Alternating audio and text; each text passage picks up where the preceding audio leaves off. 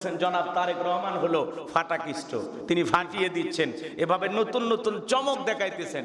জামিয়াতকে আছেন প্রধানমন্ত্রী, যে সাধারণ মানুষ যেভাবে চলাচল করে আমার কারণে কোনো রাস্তাঘাট বন্ধ হবে না, মানুষ মানুষের মতো চলতেছে, উনি ওনার মতো চলতেছে। এই যে ভালো লাগাগুলো দেখে মানুষ বলতেছে জনাব তারেক রহমান হলো ফাটাকিষ্ট, ফাটিয়ে দিচ্ছে। ক্ষমতার চেয়ারে বসে দেশের মানুষকে পরিবর্তনের যে আভাস তিনি দিতেছেন, এইভাবে দেশের মানুষ তার প্রশংসা করতেছে। আলহামদুলিল্লাহ, তার মাধ্যমে আমরা ভালো কিছুই দেখতে চাই, যাতে প্রধানমন্ত্রী চলাচলের কারণে, মন্ত্রী চলাচলের কারণে রাস্তাঘাট বন্ধ না হয়, মানুষ সাধারণ মানুষের যেন ভোগান্তি না হয়, কষ্ট না হয়। উনি জামিয়াতকে আছেন, এতে প্রশংসা পাবেন, মানুষের দোয়া পাবেন। কিন্তু ওনার কারণে যদি জনগণ জামিয়াতকে থাকে, অসুস্থ মানুষ যদি জামিয়াতকে থাকে, তখন মানুষ ওই প্রধানমন্ত্রীর জন্য দোয়া না করে বদদোয়া করবে। এই জন্য এইভাবে যদি আপনি চলতে পারেন, যা শুরু করেছেন, যা দেখিয়ে দিচ্ছেন, এভাবে যদি জনাব তারেক রহমান আগামী 5 বছরে দেশের মানুষের সাথে এই আচরণ, এই ভালো চিন্তা ভাবনা তার ভিতরে থাকে, অবশ্যই দেশের মানুষ তার জন্য দোয়া করবে। তার পিতামাতা যেরকম দেশের মানুষের দোয়া পেয়েছেন, জনাব তারেক রহমানও এইভাবে ভালো কাজ করলে দেশের মানুষের দোয়া পাবে। কথা বলেন ঠিক কিনা? সম্মানিত হাজিরিন, তাহলে এটা পবিত্র রমজান মাসের প্রথম জুমা।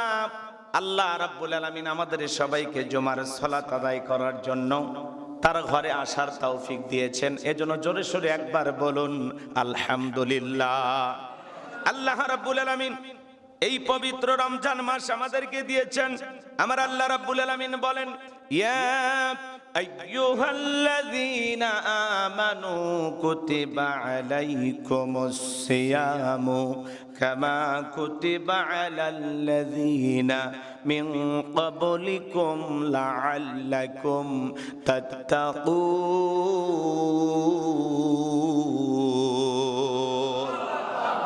আমার আল্লাহ রাব্বুল আলামিন বলেন, হে ঈমানদারগণ, আমি আল্লাহ রাব্বুল আলামিন তোমাদের জন্য সিয়ামকে, রোজাকে ফরজ করে দিয়েছি।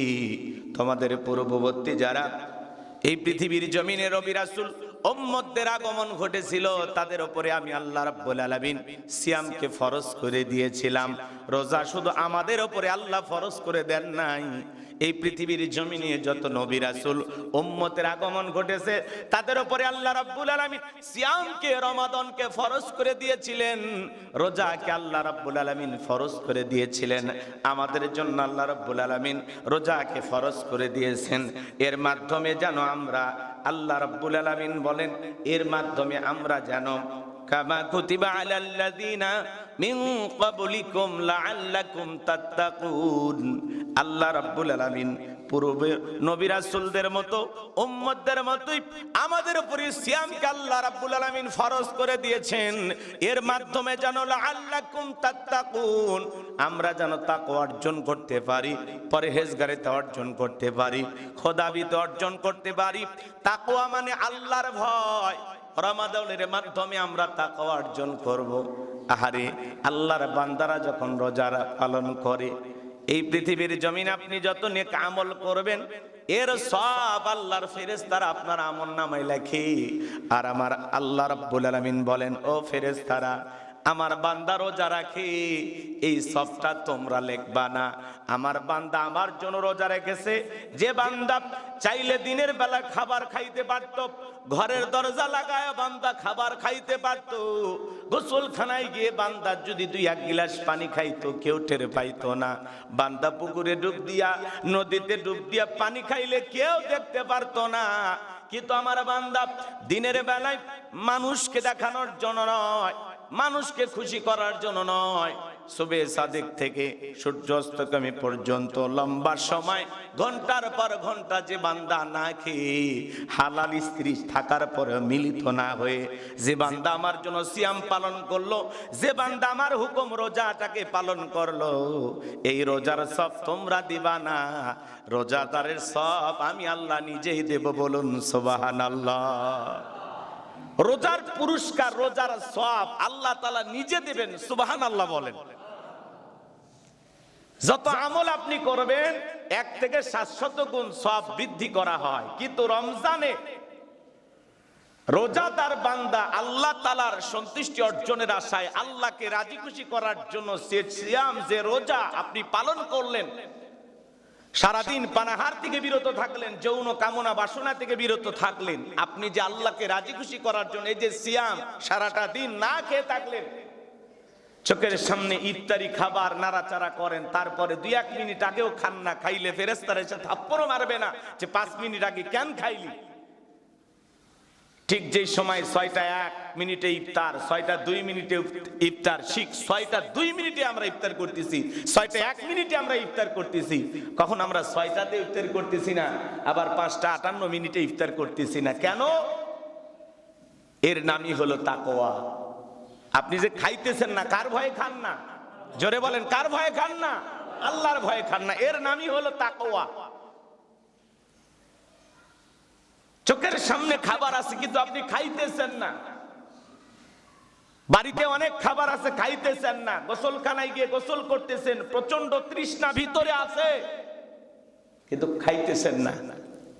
হাদিস শরীফের ভিতরে আসছে, এই যে গরমের দিনে যারা রোজা রাখে, গরম এখন গরম পড়ে গেছে না, এই যে গরমের ভিতরে রোজা রাখেন, আপনার কষ্ট হয়, আপনার তৃষ্ণার্ত, প্রচুর পিপাসা আপনাকে লাগে। আমার ভাইয়েরা, এই গরমকালে যারা রোজা রাখতেছেন, প্রচুর পিপাসা লাগার অবস্থা, আপনার ভিতরে অনেক তৃষ্ণা, মন চায় পানি খাইতে, কিন্তু আল্লাহর ভয় আপনি পানিটা খাইতেছেন না।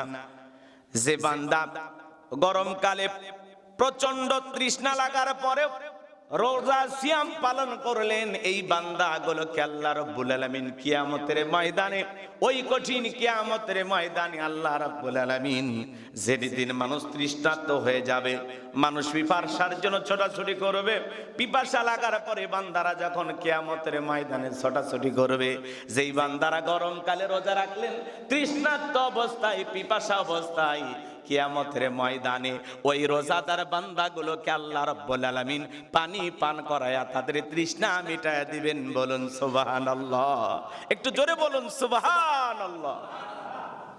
এই জন্য রমাদান মাস খুবই গুরুত্বপূর্ণ, এর মাধ্যমে আমরা তাকওয়া অর্জন করব, পরহেজগারিতা অর্জন করব। হাদিস শরীফের ভিতরে আসছে,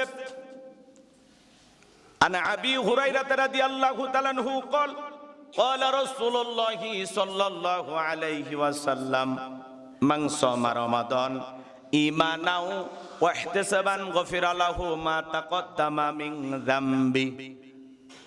হযরত আবু হুরায়রা রাদিয়াল্লাহু তাআলা বর্ণিত, তিনি বলেন, নবী করিম সাল্লাল্লাহু আলাইহি সাল্লাম বলেছেন, রাসূল আকরাম সাল্লাল্লাহু আলাইহি সাল্লাম ঘোষণা করেছেন, যে লোক রমজান মাসে রোজা রাখবে, ঈমানের সাথে চেতনা সহকারে সওয়াবের আশায় রোজা রাখবে, সওয়াবের আশায় রোজা রাখবে, তার পূর্ববর্তী জীবনের সমস্ত গুনাহগুলোকে আল্লাহ রাব্বুল আলামিন maaf করে দেবেন। বলুন সুবহানাল্লাহ। ঈমান ও চেতনা সহকারে সওয়াবের আশায় যে রোজা রাখবে, সিয়াম পালন করবে, তার জীবনের সমস্ত গুনাহগুলো, পূর্ববর্তী জীবনের সমস্ত গুনাহ আল্লাহ maaf করে দেবেন। বলুন সুবহানাল্লাহ। তাহলে আমাদের সিয়াম পালন করা দরকার আছে না? না। এই রমজান মাস যারা সিয়াম পালন করতেছেন, রোজা রাখতেছেন, এই সিয়াম কিয়ামতের ময়দানে আপনার পক্ষে আল্লাহর দরবারে সুপারিশ করে আপনাকে জান্নাতে নিয়ে যাবেন। বলুন সুবহানাল্লাহ। আল্লাহর দরবারে 2টা জিনিস সুপারিশ করবেন, 1 নাম্বার রোজা, 2 নাম্বার হলো কোরআন। এই 2টা জিনিস বান্দার পক্ষে সুপারিশ করবে। রমজান মাসে আল্লাহ কোরআন নাজিল করেছেন, সুবহানাল্লাহ বলেন। রমজান কোরআন কি আলাদা না একই? কথা বোঝেন নাই মনে হয়। এই রমজান মাসে আল্লাহ তাআলা কোরআন নাজিল করেছেন। আল্লাহ রাব্বুল আলামিন বলেন, শাহরু রমাদানাল্লাযী উনজিলা ফীহিল কুরআন হুদাল লিন্নাসি ওয়া বায়িনাতিম মিনাল হুদা ওয়াল ফুরকান। আল্লাহ রাব্বুল আলামিন বলেন, এই রমজান মাসে আমি আল্লাহ রাব্বুল আলামিন কোরআনুল কারীমকে নাজিল করেছি। এই কোরআনকে আল্লাহ তাআলা রমজান মাসে নাজিল করেছেন। রমজান মাসে কোরআনকে নাজিল করা হয়েছে হুদাল লিন্নাস, মানুষের হেদায়েতের জন্য, ওয়া বায়িনাতিম মিনাল হুদা ওয়াল ফুরকান, কোরআন হলো সত্য মিথ্যার মধ্যে পার্থক্যকারী। আল্লাহু আকবার বলেন।